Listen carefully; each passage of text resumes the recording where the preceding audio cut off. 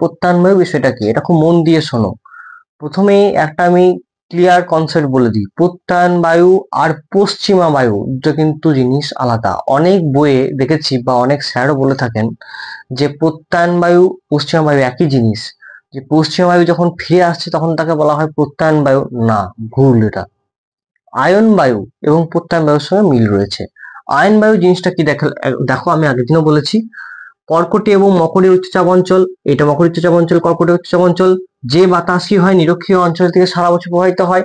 সারা বছর যখন প্রবাহিত হলো, নিরক্ষীয় অঞ্চলে যখন এই বাতাসটা এলো, তখনই কি হয়, বাতাসটা উত্তপ্ত হয়, এখানে উত্তপ্ত হওয়ার জন্য আস্তে আস্তে ওঠে উপর দিকে ওঠে, আবার কি হয় কর্কটীয় অঞ্চলে এবং এটা মকরীয় অঞ্চলে নামে। একটা চক্রাকার আবর্তন হচ্ছে। তো এই যে বাতাসটা এখান থেকে এলো এবং উঠলো, উঠে যে বাতাসটা নিরক্ষীয় অঞ্চল থেকে আবার কর্কটীয় অঞ্চলের দিকে গেল বা এদিকে মকরীয় অঞ্চলের দিকে এলো, এই ফিরে একেই বলা হয় হচ্ছে তোমার কি বায়ু, প্রত্যায়ন বায়ু। তাহলে প্রত্যায়ন কাকে বলে, নিরক্ষীয় নিম্নচাপ বলয় থেকে কর্কটীয় বা মকরী উচ্চচাপ বলয় পর্যন্ত যে বাতাস প্রবাহিত হয় তাকে বলা হয় হচ্ছে প্রত্যায়ন বায়ু।